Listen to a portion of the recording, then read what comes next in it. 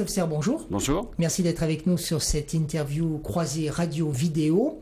Vous êtes le président de l'UMP dans le Puy-de-Dôme. On va parler de l'élection municipale qui s'annonce en 2014, mais pas que sur Clermont-Ferrand. Il y a 470 communes dans le département. Est-ce que vous aurez 470 candidats tête de liste UMP sur le département? Non, l'objectif c'est qu'il y ait des candidats le plus d'endroits possible, dans le plus de communes possible. Il y a 470 communes dans le Puy-de-Dôme, comme vous l'avez dit. Il y en a 129 qui ont plus de 1000 habitants. Je vous laisse compter combien sont en dessous de 1000 habitants. Et donc il y a des endroits où on a des sortants UMP, des endroits où il y a des nouveaux qui sont en train de se manifester, de se mettre en place. Il y a aussi des tas d'endroits où il y a une liste unique. Donc l'objectif est d'être présent partout, c'est que nos idées, nos valeurs soient présentes partout, mais c'est pas en termes de nombre de têtes de liste. Parlons un peu, Christophe Serre, s'il vous plaît, parlons de ces hommes et de ces femmes qui vont être tête de liste. Est-ce que c'est le parti qui les désigne? Est-ce que c'est eux qui font acte de candidature à un moment donné, donc quelques mois avant l'élection bien évidemment? Est-ce que c'est vous à un moment donné qui dites faudrait peut-être que soit Pierre, soit Paul, tu penses à partir? Nous ne sommes pas dans une logique descendante, c'est-à-dire que la solution la meilleure, c'est que ce soit les gens qui viennent nous voir en disant voilà où nous en sommes, comment nous voyons les choses et comment aussi même nous envisageons de désigner notre tête de liste. J'ai des exemples en tête avec des groupes d'opposition qui ont envie de gagner des mairies, ils sont venus nous voir en disant on a une association, il y a des gens qui sont de l'UMP, d'autres ne le sont pas, divers droite, UDI, etc. Et nous allons à tel moment, avec tel calendrier, telle méthode, désigner notre chef de file, notre tête de liste. Eh bien nous, ça nous convient.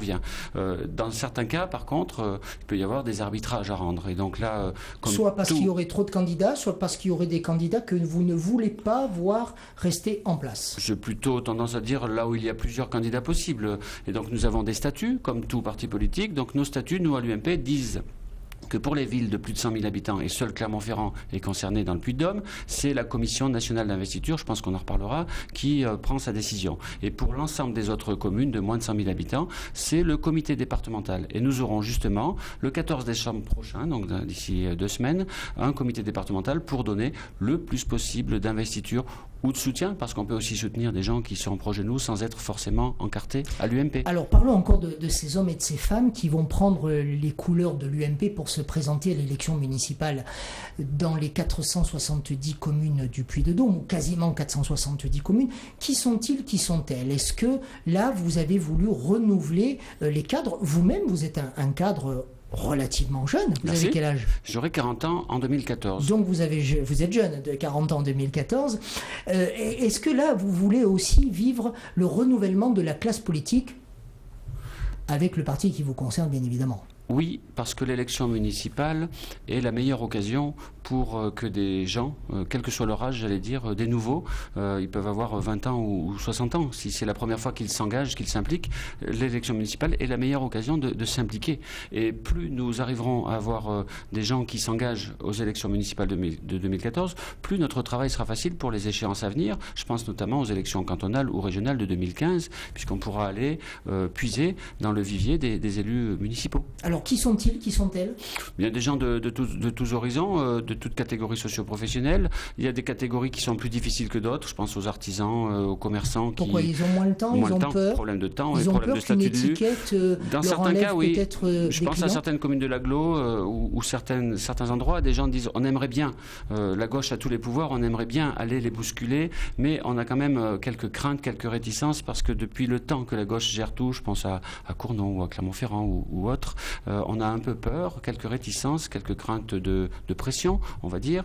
Et je pense que là, c'est un peu inquiétant pour la démocratie. C'est-à-dire que lorsque des gens aimeraient bien s'engager mais n'osent pas le faire par crainte de petites pressions locales, on glisse de la démocratie vers un système. Et ça, c'est un peu embêtant. Donc, l'un des messages, c'est de dire aux gens, c'est le moment, il faut y aller, engagez-vous. Si vous avez envie, il y a un certain nombre de circonstances locales, départementales, régionales et nationales qui font que pour les gens de droite et de centre-droit, c'est le moment d'y aller. On a de moins en moins de personnes qui vont voter. Est-ce qu'on a suffisamment aujourd'hui de candidats aux investitures? On peut voir au travers des articles récents que le contexte de 2014 fait que ça ne se bouscule pas. C'est-à-dire qu'à gauche comme à droite, il y a beaucoup de gens qui en ont tellement marre du système et de la politique en général qu'ils ne vont pas s'engager. Et moi je dis que c'est dommage parce que le mandat municipal, moi j'ai débuté en 2001 en tant que conseiller municipal à Avez, commune de 200 habitants. Vous êtes vous-même maire de la ville de Tauve. Et maintenant je suis maire de Tauve, donc j'ai glissé de 8 kilomètres. C'était une petite évolution géographique locale, maire et conseiller général. Et le mandat de conseiller municipal est quand même une très belle expérience. J'étais dans l'opposition entre 2001 et 2008. J'ai siégé, j'ai appris à voir comment se passe la démocratie locale. Et donc j'incite les gens, oui, à s'engager. Après, il y a des jeunes retraités qui peuvent parfois aussi avoir du temps. Et puis après, je pense qu'il y a des tas de sujets qui concernent la vie de nos concitoyens qui font que ce sont des mandats passionnants. C'est quoi l'engagement aujourd'hui pour un homme comme vous, pour une femme, pour un autre homme que vous pourriez représenter à travers votre étiquette d'élu? C'est quoi être élu au service de la nation sur des territoires modestes en termes d'environnement? Nous sommes représentants de l'État lorsque nous sommes maires d'une commune. Donc ça, j'insiste là-dessus parce que lorsque les gens viennent nous voir, ils vont voir le maire, mais ils vont aussi voir les pouvoirs publics, c'est-à-dire le représentant de l'État. Donc nous sommes sollicités sur des sujets qui souvent, n'ont pas grand-chose à voir avec la compétence directe de la commune. Mais on fait appel à nous, parce qu'il faut appeler une réponse, parce que telle ou telle administration ne le fait pas. Et donc, je pense que le premier élément, c'est aider les gens. On fait de la politique pour aider les gens. Si on n'aide pas les gens et si on n'aime pas un peu les gens, il faut faire autre chose. Il ne faut pas s'engager aux politiques. Il y a de la reconnaissance. Donc ça, c'est aider les gens. Engagement. Deuxième élément, vous avez dit un territoire où l'environnement est modeste. Je suis élu sur un territoire de montagne, rural. On est élu aussi, on s'engage pour changer les choses. Le territoire sur lequel je suis élu a perdu de la population avec l'exode rural, avec le vieillissement pendant des décennies. Là, février 2013, recensement de population. Pour la première fois depuis des décennies, nous ne perdons plus de population à Tauve. Eh bien, je dis que nous sommes là aussi pour inverser les tendances. Et ça, c'est un message que je veux faire passer. C'est ça la reconnaissance à un moment donné. Je ne dis pas que c'est uniquement l'action de la commune, l'action du maire, l'action de la communauté de communes, mais ça fait partie des choses pour inverser des tendances, pour dire oui, on peut vivre sur un territoire, oui, on peut avoir des services, on peut avoir un niveau de vie, on peut avoir une offre culturelle, etc., etc. Quel que soit le territoire le plus rural ou le plus urbain, il y a des choses à faire. Ma question vous gêne, vous n'y répondez pas. L'histoire de la reconnaissance. Quand on est un élu, est-ce qu'on a une forme de reconnaissance? Bien sûr, on est sensible. Je pense à des gens qui, lorsqu'on leur a apporté une réponse, qu'elle soit positive ou même dans certains cas négative, mais lorsqu'on a permis d'apporter une réponse, on est bien sûr sensible au fait que les gens nous disent merci, on peut compter sur toi. Oui, bien sûr. Alors on va parler du projet politique de l'UMP pour cette élection municipale, mais je voudrais d'abord que l'on parle des investitures sur Clermont-Ferrand. Oui. Pour le moins qu'on puisse dire, c'est que c'est compliqué chez vous. On a eu d'abord le choix de Brice Hortefeux qui a été de dire on va soutenir deux candidats, Gilles-Jean Portejoie, oui.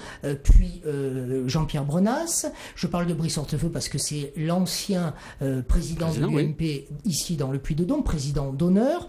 On sait sa force politique. Absolument. On connaît son aura politique. Et puis à un moment donné, il a lui-même décidé de soutenir Jean-Pierre Brenas au détriment de M. Portejoie, qui l'a plutôt mal pris. Est-ce que vous ne partez pas... Vous partez divisé, ça c'est certain. Est-ce que ça ne va pas vous faire perdre les élections à Clermont? Non, ça ne s'est pas passé comme ça. Au début de l'année 2013, effectivement, Jean-Pierre Brenas et Gilles-Jean Portejoie sont apparus côte à côte et aux côtés de Brice Hortefeux et de moi-même.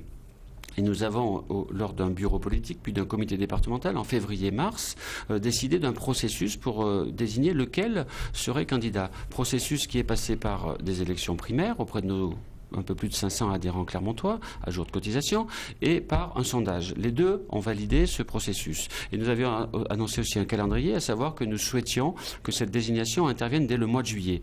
Nous avons annoncé un processus et une méthode, nous les avons tenus. Le 9 juillet, la Commission nationale d'investiture à Paris, coprésidée par Jean-François Copé et François Fillon, qui étaient présents physiquement d'ailleurs, j'étais assis en face d'eux, puisqu'en tant que président de la Fédé, j'ai été amené à faire le point sur la situation. Eh bien, la décision a été prise à l'unanimité de soutenir Jean-Pierre Brenas. Mais ça ne veut pas dire qu'on ne voulait plus du tout... Donc vous regardiez quand même l'histoire du sondage. Vous avez pris acte des résultats du sondage. Le sondage, il n'était pas excellent, c'est-à-dire qu'il dit que ça va être difficile de gagner Clermont, mais qu'il faut progresser pour gagner Clermont. Mais quelles étaient les questions posées? Est-ce que c'était simplement lié à l'UMP ou est-ce qu'il y avait le nom de candidat potentiel? Il y avait le nom de Jean-Pierre Brenas, il y avait le nom de Gilles-Jean Portejoie. Et le Brice Hortefeux? Non, il y avait le nom de il n'était pas candidat à la candidature, il est déjà député européen et conseiller régional. Vous savez que dans l'air du temps, il y a des lois sur la limitation du cumul des mandats, et donc il souhaite se consacrer toujours au fait d'être député européen et conseiller régional. Lui, avec l'orateur qu'il a. Ça aurait pu être la solution, mais ce n'était pas son souhait. Il en avait fait part d'ailleurs. Donc vous avez regardé les résultats de Brenas et de Portejoie. Qui arrivait en tête?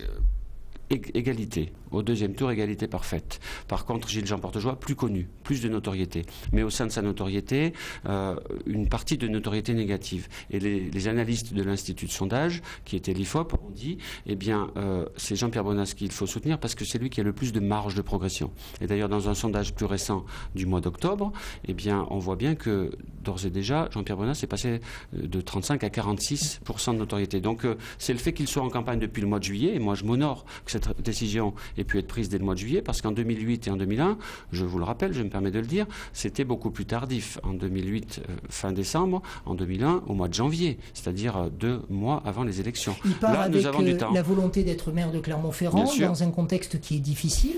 Il est difficile pour la gauche aussi, le contexte. La ville est détenue par la gauche politiquement, en tout cas, depuis 60 ans. Il rentre dans le club très fermé des personnes qui ont eu le courage de se présenter à droite à Clermont-Ferrand. Oui. Valéry Giscard d'Estaing, Madame Paul Oudot, Madame Anne Courtillet.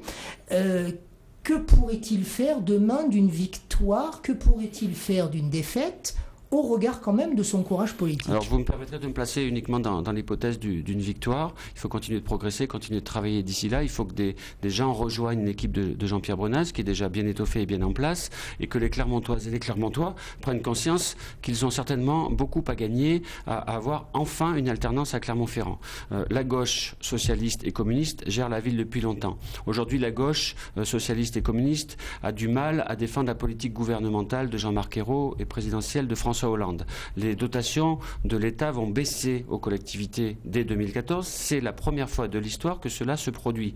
Même pendant les années difficiles de crise en 2009-2010, les dotations étaient maintenues. Que dit la gauche lorsque nous on dit on va demander à nos candidats de ne pas augmenter les impôts? Eh bien la gauche dit démagogie. Ça veut dire, il faut que les gens en prennent conscience, que la gauche s'apprête, après les élections municipales de 2014, là où elle sera encore en place, elle s'apprête à augmenter les impôts. Non, pour nous, les impôts ne doivent pas être une variable d'ajustement.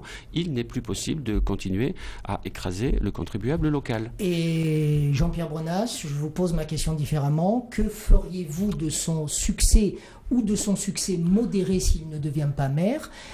Il sera quand même certainement un cadre en devenir dans votre parti. Il est absolument un cadre en devenir dans notre parti. Il est délégué de circonscription, il a été élu à ce poste il y a maintenant 3 ans.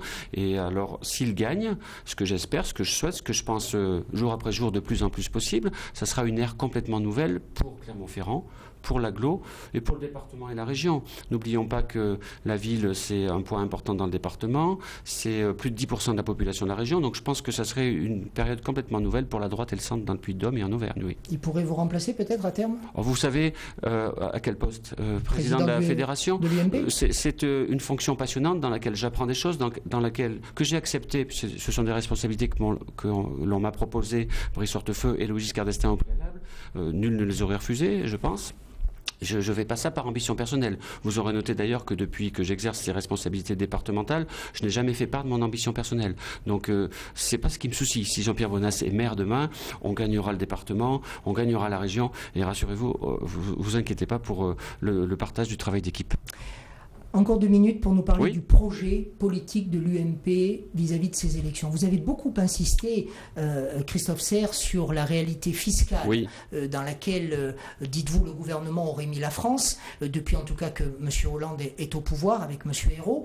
Quelle est votre stratégie, vous, pour gagner les élections? Uniquement taper sur la fiscalité? Non, c'est un point de départ. C'est un postulat de départ en disant on ne peut pas encore augmenter les impôts locaux dans les communes, dans les communautés de communes. Ensuite de cela, ça veut dire qu'il faut gérer les budgets. Les budgets, ce sont des dépenses et des recettes. Donc bien maîtriser les dépenses de fonctionnement permet de garder des marges pour investir. Nous disons que les collectivités locales doivent investir. Les collectivités qui n'investissent plus, et il y en a de plus en plus malheureusement, reculent. Donc pour faire avancer les collectivités, c'est-à-dire pour faire avancer les territoires, urbains ou ruraux, il faut continuer d'avoir des projets d'investissement. Et si possible, des investissements qui génèrent de l'activité économique, mais aussi de l'activité de service, et j'allais dire aussi de l'activité culturelle. Aujourd'hui, des gens qui s'installent s'installe dans une commune, quelle que soit sa taille, ils veulent qu'il y ait un minimum de services de santé, de services à la petite enfance. Ils veulent qu'il y ait encore des commerçants, des artisans, c'est-à-dire trouver sur place des choses sans aller se déplacer à une demi-heure, 3/4 d'heure, etc.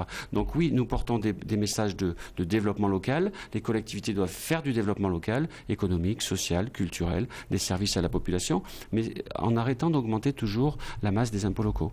Christophe Serre, président de l'UMP, ici dans le Puy-de-Dôme, était donc notre invité. Merci à vous, Christophe Serre. Merci et à bientôt. Cette interview est à suivre sur les ondes de RCF et à regarder en podcast ou à partager sur la chaîne RCF 63 TV YouTube. Merci.